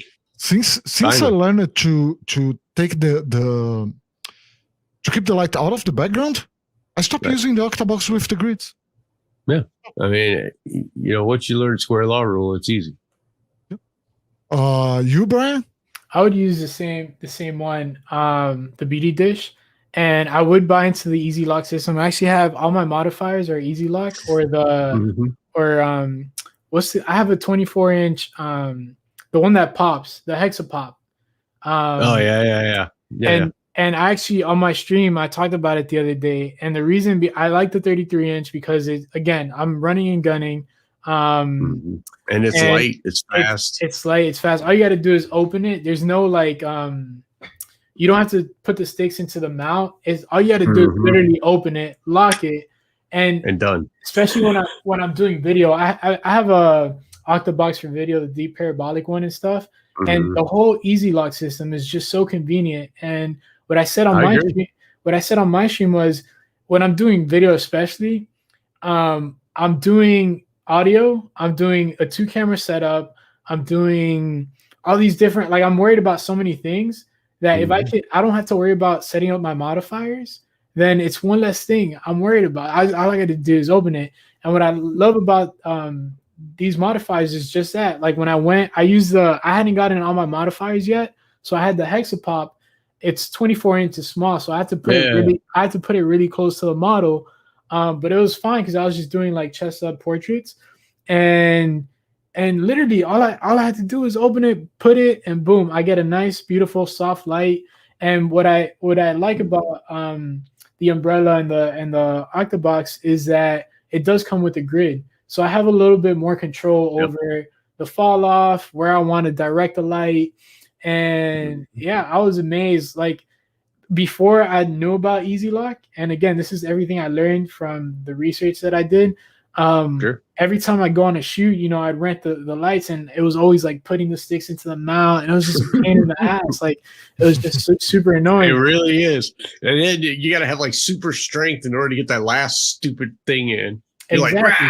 Chink, and you're worried about poking your eye out, and it's flying off. Right, it's super frustrating. Shooting out the front. It's oh man. So then you got to go stow it. If it's not the beauty dish, I would go, and it depends on your light system. But now they have the Octabox that goes straight onto the AD 300 and 400 mount, so it doesn't have to be the Bowens mount. It could be the Godox mount, and that one is I really enjoy too, because it's even lighter than the beauty dish, and it goes straight onto the mount, so I don't have to carry my S2 bracket. That S2 bracket is cool. Yeah, I actually had the whole. I was talking about getting. Let me show you. I have the. You got the new S2, right? Yeah. So this is a bracket. Yep. And the cool thing about it is that if you have the AD 200, it would go straight in here. But because I had the 300, you take it out, and it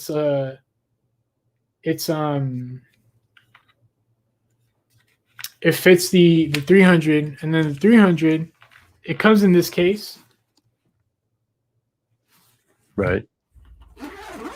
And then when you open it, it comes nice with its charger, with its and it's super small. And it's very powerful, which is the best thing. Yep. So there it is. Yeah. And for comparison, this is an iPhone 11, so it's literally that big. Right.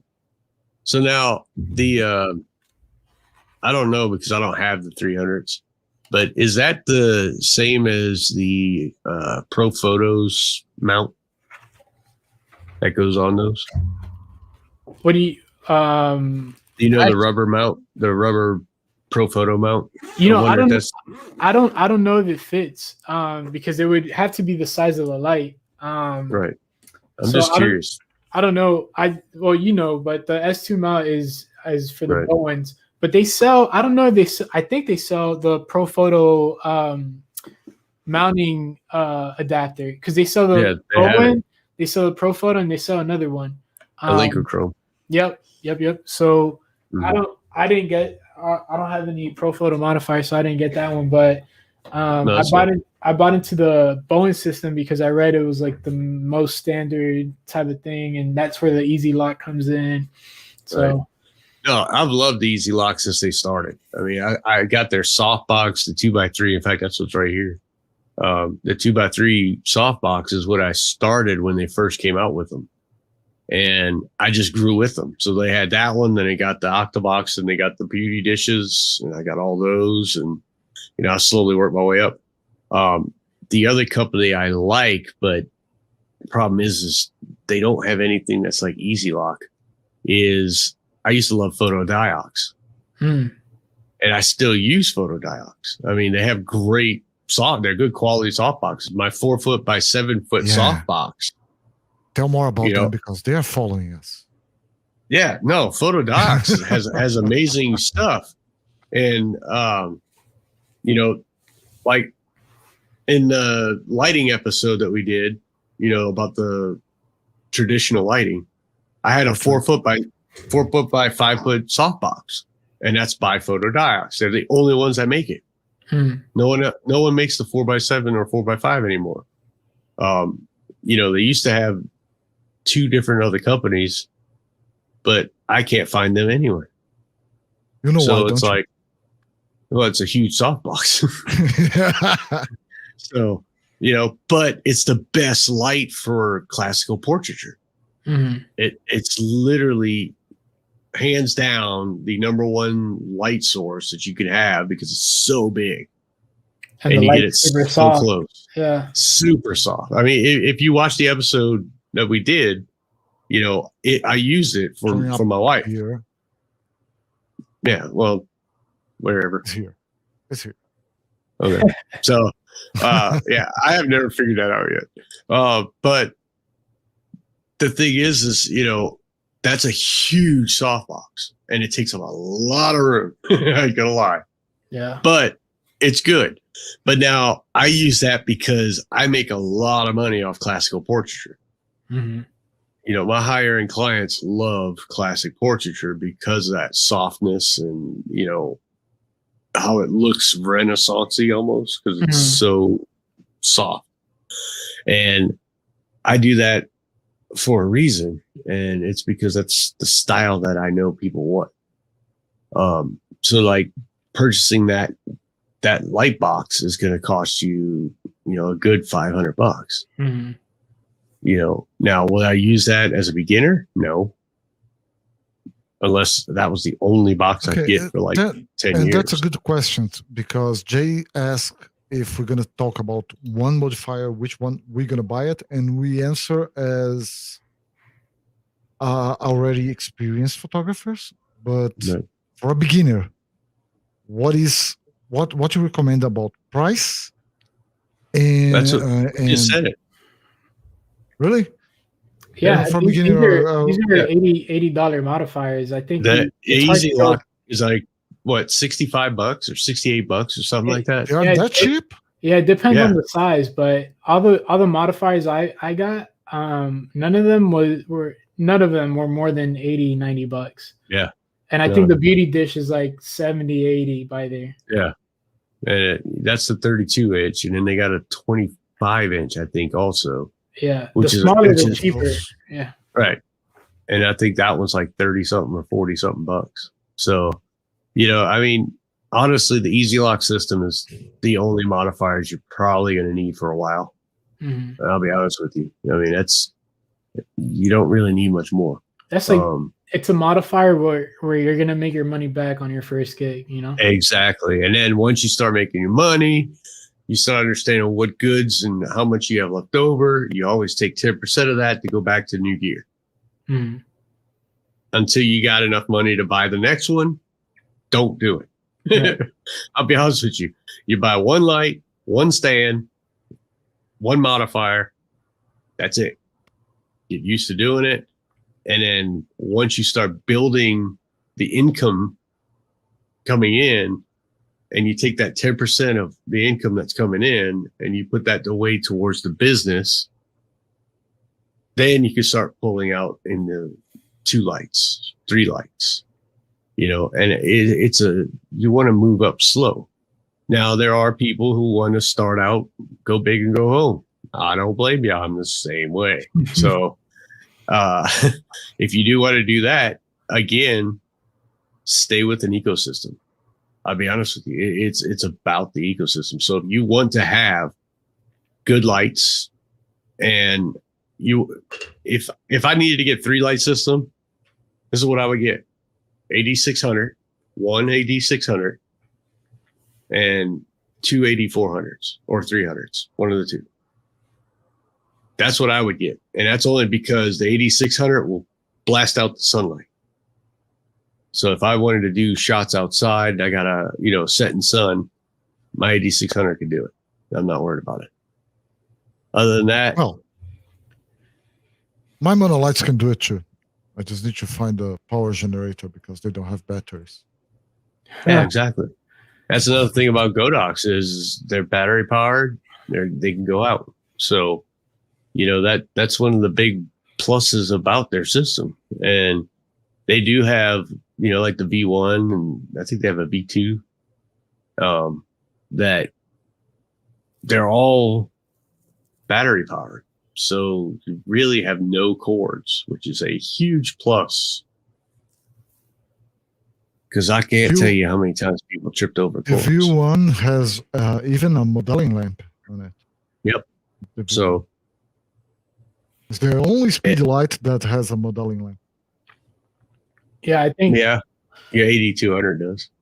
I think that's a great setup. And I think it really depends on it always goes back to the type of photography that people want to do. And I would start with the camera, and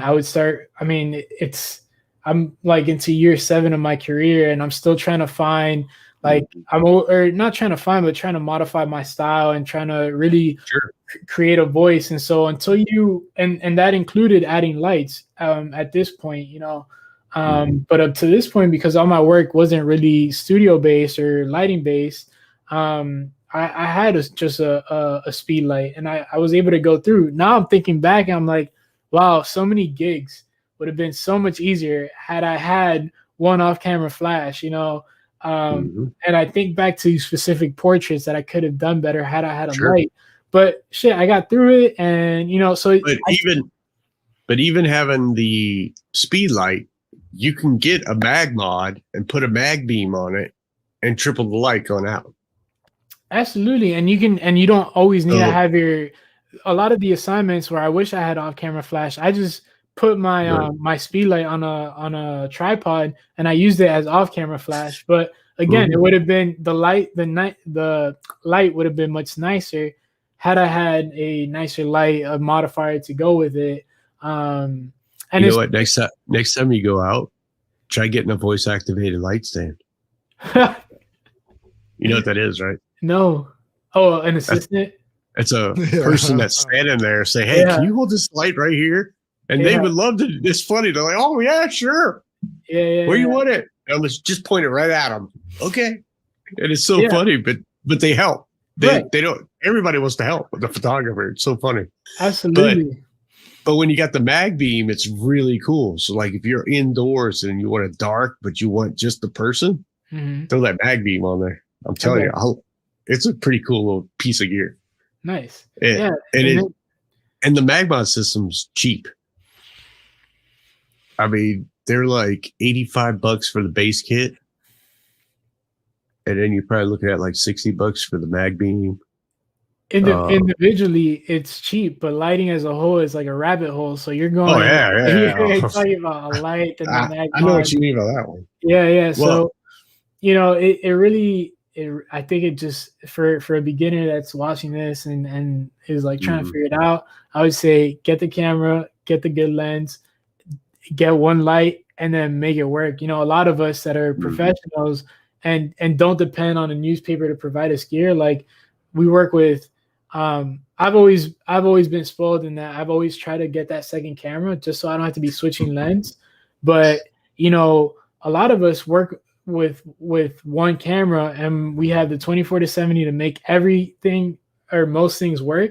And then the light. All you need is one light, one camera, one lens that's a workhorse, like the 24-70, and you can kickstart your career.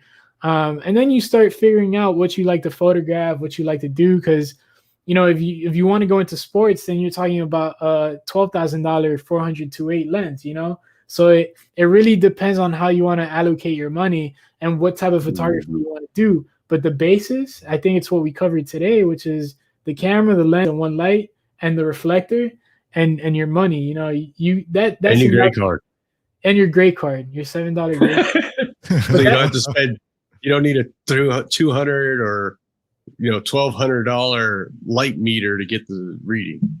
Absolutely. And I mean, after you spend like $2,200 on a lens, $7 on a gray card is peanuts, right? But I think that's a perfect start, and you can do so many assignments, so many different types of work with just that simple kit setup. Now it's going to cost you if you want to, if it's three things, it's going to cost you if you want to buy the super high end stuff, but you don't necessarily have to. No. And that's what we were getting at with Godox. I mean, you can get a speed light from Godox or the V1 from Godox. And that's I'll have to call Godox tomorrow and then ask for some kind of gift, because we said that name so many times in this life. I don't care. I mean, I promote what I like and I know works. Like, I'm not getting paid by them for saying this. This is just what I know I use. And I mean, everything I have has it. When it comes to the speedlights. Now, like you said, if I'm mixing video with photography, maybe even having one constant light can work. I mean, like we already proven there's two right here, the Pixel and the GVM. They're both bright enough. You got the Godox SL100s or 120, I think. And those are plenty bright enough to get some photos done. So, that's a cheaper option than going with flashes. So, and you do a lot of mixing lights. You do a lot of mixing lights with Fresnels and strobes at the same time. Fresnel right there. So, yeah. And so, that's the thing is, you build yourself up and you learn each piece as you build it. And that's the thing that I think a lot of beginners try to jump, is they don't want to learn each piece as they build it. So now the tool isn't as useful as what it could be. And I think, I told a lot of students that too, because a lot of them are like, well, I just need this. I just need that. I said, really, you don't. I said, in most cases, all you need is your camera. I said, now, depending on if it's dark or not, then yeah, you may need it. But in most cases, the cameras today can go all the way till twilight. I give kind of a hard time to beginners. Oh, I need this lens. Why? I don't. I mean, just explain to me why you do need it. If they got the money, if you have a good reason, I'll tell buy it. I tell them, put your money in marketing. You can be the worst photographer in the world, and if you have good marketing, you're going to win. Yeah. Definitely today's digital era, where you can have your name out in, if you know SEO and all that type of stuff, and people type in photographer Miami and your name is the first one to come up, there's a good chance. Marketing. It's interesting you bring up that point, because marketing is one thing that I wish I would have at least taking a couple courses on while I was in college, and not because I'm a bad photographer, but rather because if you have the skill set, even if you're the best photographer in the world, if nobody knows who you are, or if you can't get your name out there, if no one knows who you are, you will never get business. Right. So I think, you have to have the skill to retain business and to be able to even like get referrals and get your name out there. But a lot of it is just like, how do you stay relevant, and how does your name come up, and how are you able to make sure that people are seeing the great images that you're creating? So exactly. Like I like to go to events, I'll go to, I do a lot of work with plastic surgeons, right? Well, with the plastic surgeons clients, I should say.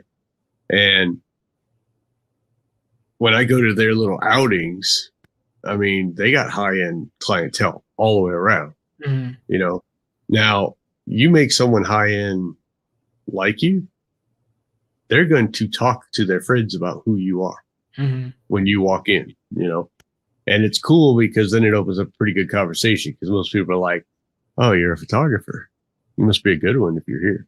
It's like, nah, I'm just another photographer. And it starts to joke, but at the same time, they know that if I'm there, I'm probably not just some schmuck, Right. So it's getting in with those circles that also help, and understanding who you're around. So if you're around people who are, mediocre or even sketchy, pretty sure you're going to have the same look or perception by other people. And I try to tell a lot of the students that, and some get it, some don't, and it's like, you dress the part that you want to attract. It's just that simple. So even in marketing, you're going to market to who you want to attract. That's it, and you need a persona. You need a persona. Right. Well, you need a reputation. And if you ruin your reputation from the beginning, you've ruined it for life, honestly. I mean, it's hard to recover, but you can. But there'll always be those people that know the stigma. And you don't want that stigma put on your head. So marketing is where you get people to know who you are, and it gets people in the door, so to speak. But then once they get in the door, you better know your stuff. And at the same time, you better also know how to present and sell. Right. And give a great experience all at the same time.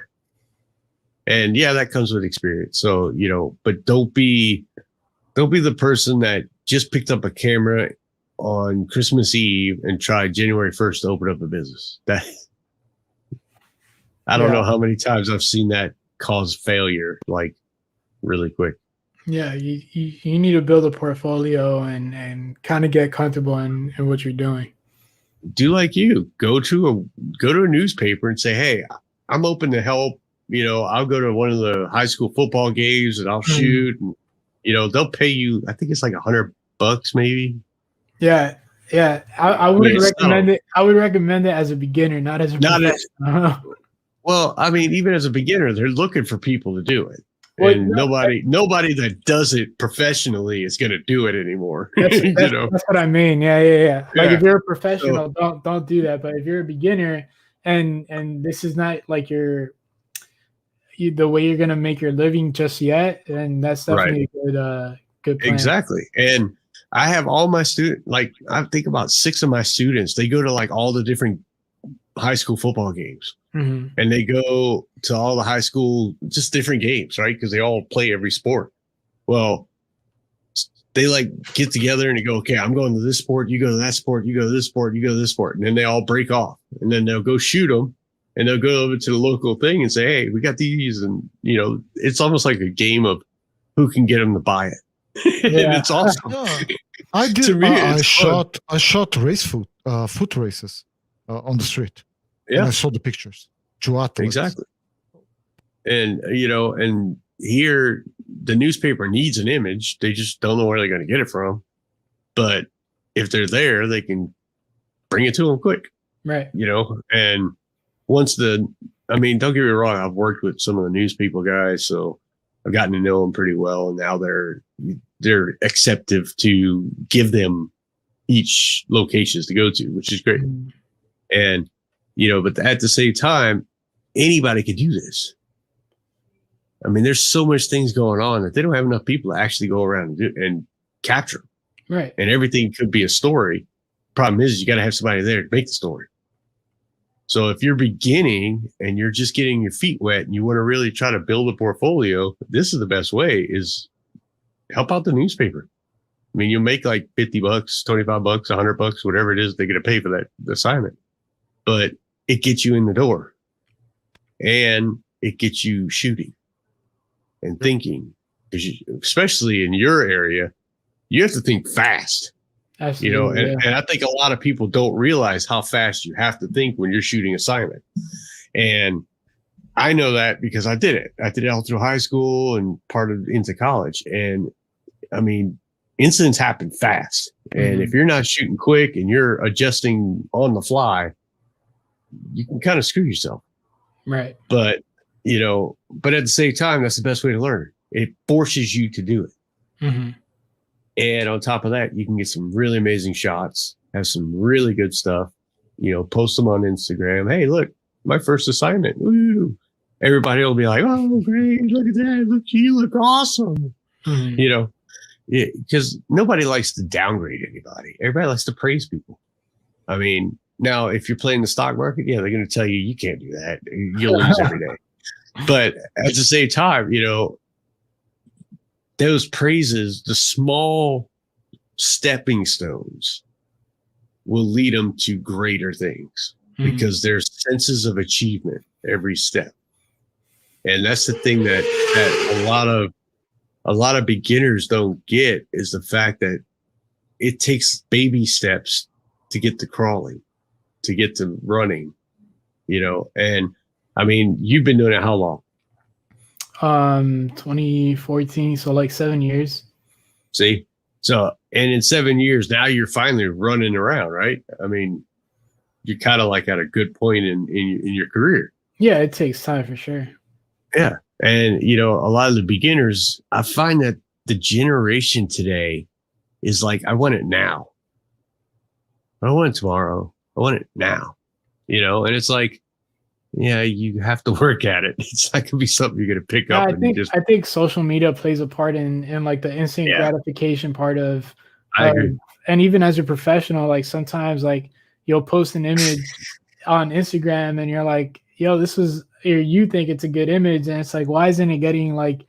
So it's hard to kind of I think you have to, but it's hard to put like some of that instant gratification things aside and like understand too why you're taking certain images. Like, it might be for a client, it might be because the story is important, and even though you didn't get the feedback you wanted on your social media accounts, you got the story out, which is obviously is more important than any other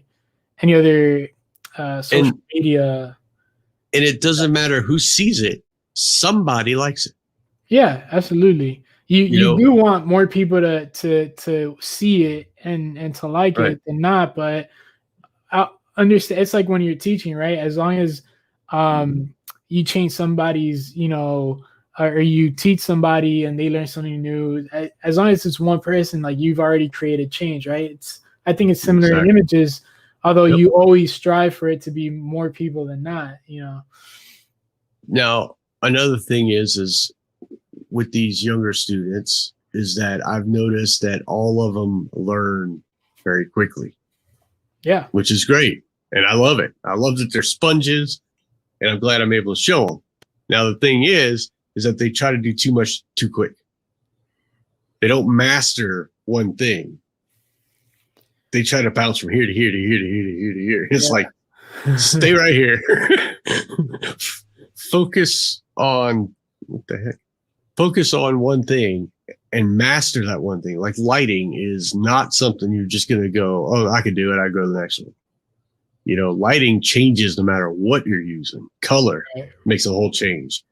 intensity of light changes. I mean, 1 inch at a time can make a change. And they don't realize how much time and a lot of them have seen me do it with them, where I would sit there, take the light and go 1 inch and have them take the shot, 1 inch, take the shot. And I'd show them using multiple layers, and I'd fade the layer down. They could see the shadow as it's fading down. And they can see that shadow move just a little bit more, a little bit more. And I proved to them that they can actually turn human skin gray by a certain angle. A lot of people don't know that. I hate to bother you, but we're almost 2 hours live, and it's already late in Brazil, and tomorrow I have to wake up pretty early. Do you all ever do you speak Portuguese? Me? Yeah. No. Não, ele não tem que aprender a falar. Tem que aprender a falar português, pô. He has some advantage because I know oi. He knows oi, yeah. And I taught him e aí. E aí, tudo bem? Yeah. So yeah, I'm the dumb one in that part, but nice. But yes. So yeah, we're at 2 hours, so we'll go ahead and cut now. But dude, come on again. Yeah, thanks for having me today. It was yeah, dude. And if I come down to Miami, I have to hook you up. The door is open for you here anytime you want to join, man. Every Thursday, 6 p.m. CST. The door is open. You just text me. I send you the link, and you join us for sure. For another show. Thank you. Even if I'm not tuning in, I'll be. Even if I'm not on the show, I'll be tuning in. So that's cool. Thank you for the space and I just think it's fun just to sit and chat about stuff. Yeah. So that way everybody can see what we see, and that's really what we're doing. And I'll bring once more his Twitch. Thank you. Twitch TV, Cerejo Media, and his Instagram. Brian with an Y, Cerejo. Thank you. I appreciate it. Yeah, man. And we appreciate you coming in because, I mean, we have a show. It was really fun. It was fun. I enjoyed it. It was really fun. Me as well. Thank you. I always like street photography. I think you're the second street photographer we had now. Nice. Isn't he? What? Because he's the second street photographer that we've had now. No. Yeah. What's his name? Was a street photographer? Renato. Renato. Yeah, both of them are photojournalists, right? But I think that does a sports only Brian, right? Oh yeah, Renato doesn't do sports. Hands down. I'm just saying it's too street now. I'm like, a lot of people like street. I mean, we could probably even do a whole episode on street photography that you could run, because I know the beginner group that we have. They've all been asking about street photography, and I'm like, I don't do street photography. You have to do some street photography around Brazil to show here, right? For that episode. Yeah, there you go. Just let's do it. Whenever you go out to Brazil next time, we'll photograph together. Yeah. Nice. Well, maybe I might take a trip. Yeah. I'm still waiting for Rome here. Yeah. I'm still waiting for you to come to Alabama. Not with the dollar at the rate it is right now. I'm sorry. Anyway, yeah, it was great having you. Thank you. Everybody watching, thank you for joining us. I know this was a long one, but it was well worth it. I mean, we got a lot of information out. Hopefully somebody learned something. Yeah. All links to Brian's social media will be in the description by tomorrow morning. And this video will be also on our audio podcast. So Versace Studios International, just look for it. You can also go on Facebook. Yeah. Again, Brian, thank you. Rome. Thank you. See you next week. Yep. Y'all have a good night. Good night. Bye-bye.